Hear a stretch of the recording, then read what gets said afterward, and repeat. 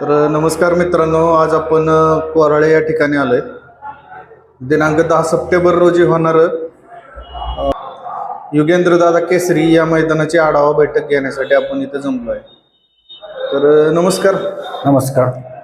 तर आपला परिचय द्या आणि हे मैदान कशानिमित्त भरवलंय त्याची माहिती द्या. मी दीपक खलाटे. युगेंद्रदादा पवार केसरी पर्व 1 ओपनचं मैदान हे श्रावण गणेश उत्सवानिमित्त हे आयोजन केलेलं आहे. सदर मैदान हे 10 तारखेला 7 वाजता पहिला गट पळेल. हे मैदान अखिल भारतीय बैलगाडा संघटना महाराष्ट्र राज्य तसेच बारामती तालुका संघटना यांच्या पूर्ण आधिपत्याखाली हे मैदान सुरू राहील. तर मैदानासाठी प्रमुख उपस्थिती कोण कोण असणार आहे? मैदानासाठी प्रमुख उपस्थिती योगेंद्रदादा पवार, सतीश मामा खोमणे, यशन बापू, प्रशांतजी बोरकर, प्रेमजित भैया खलाटे. सदर मैदानाचे बक्षिसांचं स्वरूप कशा पद्धतीचं असेल?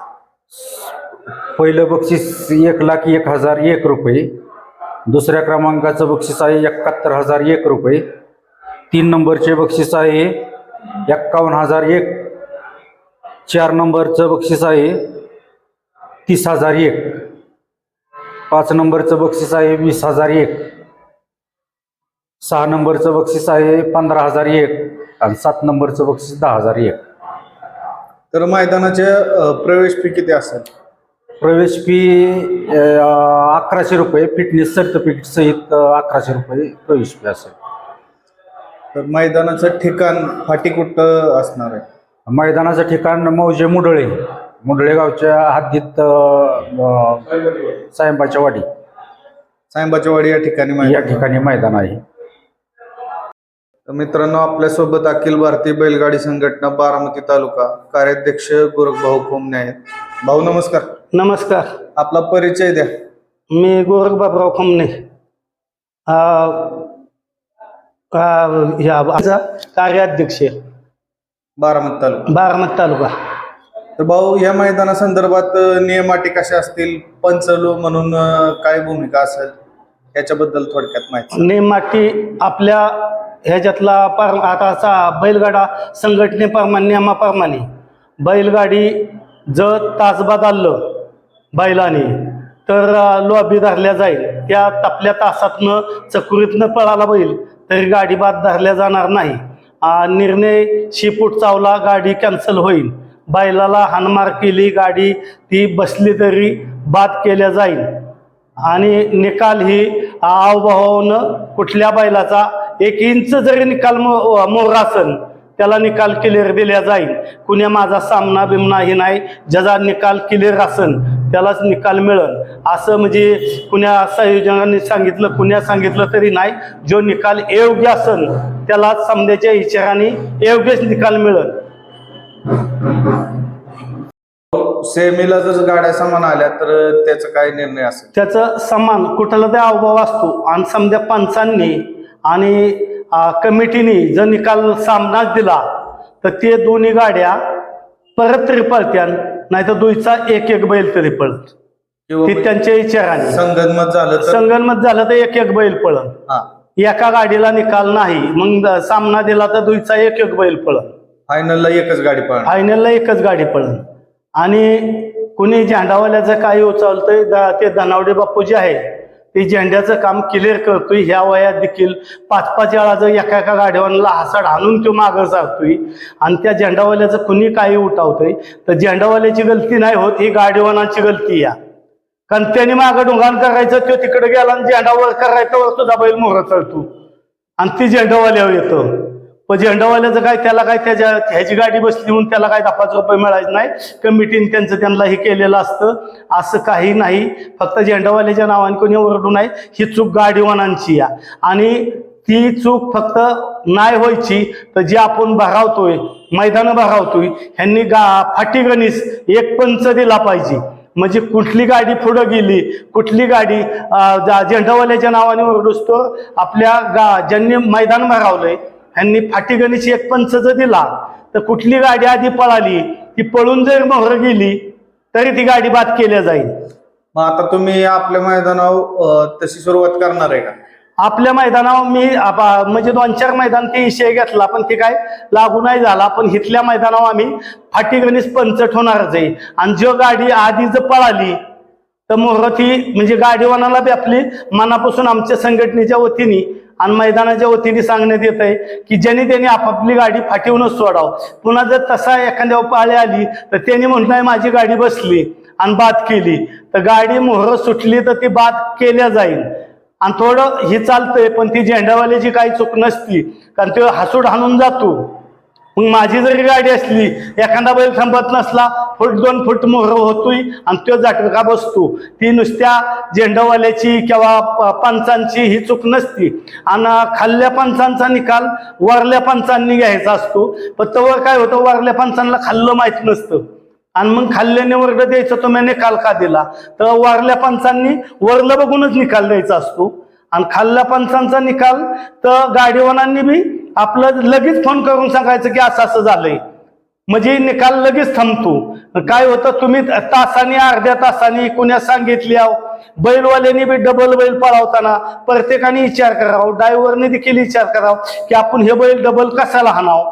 की का जर आपण ड्रायव्हरने पत्ते पाळलं मालकांनी पत्ते पाळलं तर कुठलाच गोंधळ होणार नाही, झेंडवाल्या येणार नाही, पंचाव येणार नाही, समजा हितचं गाड्या चालते आणि हितनं मोहर. आणि आपण ह्या मैदानाला आम्ही शिस्त लावण्याची पद्धत लावणार आहे. हितनं पुढं गाडी गणेश पंच देण्याची व्यवस्था ह्या मैदानाला पहिली वेळ सुरुवात करणार आहे.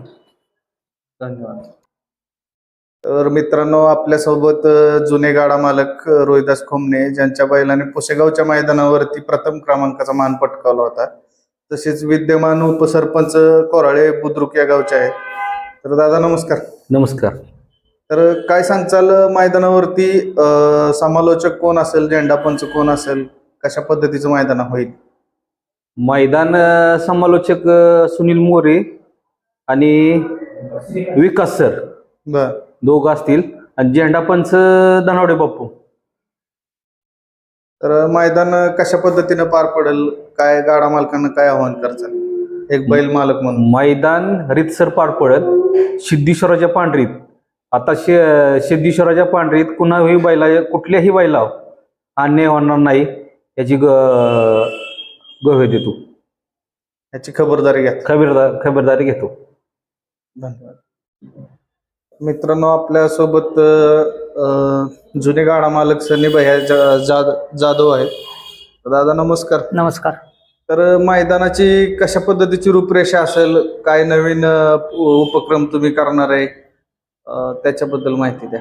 आपलं हे आता ओपनचं मैदान आहे आणि पर्व 1 आहे. योगेंद्र दादा पवार केसरी म्हणून नाव आहे आता.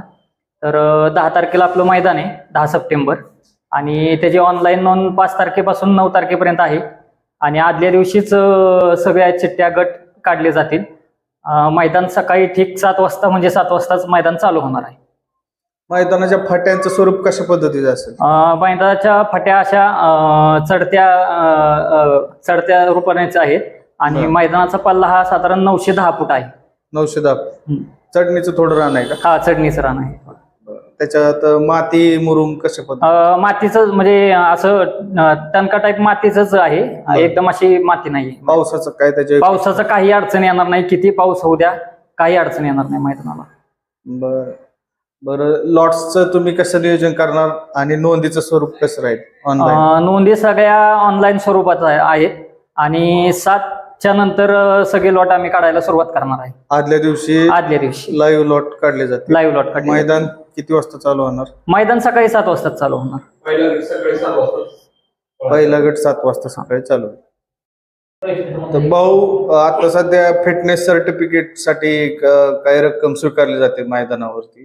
एक आहे ती मी पुन्हा देखील मगाशी माझ्या मुलाखतीत विसरून गेलो की जी 100 रुपये आपण सरकारी गाडी आड्याव माणसांसाठी लगेच उपलब्ध राहते, ॲम्ब्युलन्स असो काय असो.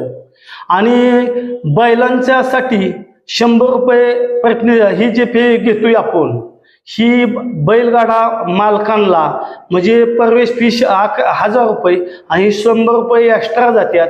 ही न जाता माझ्या हिशोबाने सरकारी फी नियमाप्रमाणे काय असन ती आम्ही संघटनेच्या वतीने मी बोलतोय की ही फी आपण चौकशी करून पुढल्या मैदानापासून जे नियमाची फी येते 100 रुपये फी माणसाला देखील सरकारी डॉक्टर 100 रुपये खाजगी डॉक्टर घेतात आणि ही सरकारी डॉक्टर बैलाची फी 100 रुपये होती. ही माझ्या हिशोबाने कार्याध्यक्ष म्हणून मला ही काही पटत नाही. तर मी ह्यांच्या आजच्या कोराळे बुद्रुकचं मैदान जे होतंय ओपनचं मी त्यांना मांडलंय. त्यांनी सांगितलंय पुढल्या बांधणी तुम्ही आम्ही मिळून आपण चौकशी करून पुढल्या मैदानाला ह्याच्या काहीतरी नियंत्रण करून कमी कसं होईल आणि नियमात जी पावती त्यांची ती फाडावं लागते ती फिटनेसची ती आपण देऊ. 100 रुपये ही माझ्या हिशोबाने ज्यादा होते. पुढल्या मैदानापासून चौकशी करून फी घेतल्या जाईल. अतिशय छान, धन्यवाद. तर मित्रांनो, एक प्रसिद्ध क्रिकेटर तसेच आज या मैदानाचे आयोजक मध्ये जे आहेत संतोष शिरतोडे, तर तुम्ही काय मार्गदर्शन कराल, गाडा मालकांना काय आवाहन करताल? लवकरात लवकर ऑनलाईन नोंद करून घ्या. म्हणजे कसं होतं की आम्हाला बी त्रास होणार नाही लॉट्स पाडायला, तुम्हाला बी त्रास होणार नाही आणि कुठल्याही नंदीवरती पुन्हा अन्याय होणार नाही. चांगल्या पद्धतीप्रमाणे मैदान चांगलं होणार आहे. गाडा मालकांना तुम्ही अखिल भारतीय बैलगाडी संघटना बारामती तालुका कार्याध्यक्ष या नात्याने काय आवाहन करताल? आव्हान समध्याने प्रतिसाद देऊन गाड्या जेवढ्या लवकर नोंद करता येते एवढ्या नोंद करून घ्यावं. हिथं अन्याय कुणावरच होणार नाही. निकालाला त्यांनी पंच म्हणून बी माझी निवड केली आहे. मी कार्याध्यक्ष म्हणून बी असणार आहे आणि निकाल हे क्लिअरच मिळणार. निकालात अजिबात बदल होणार नाही, कुणावर अन्याय होणार नाही. निकाल मी संघटनेच्या वतीने निकाल ही क्लिअरच मिळणार.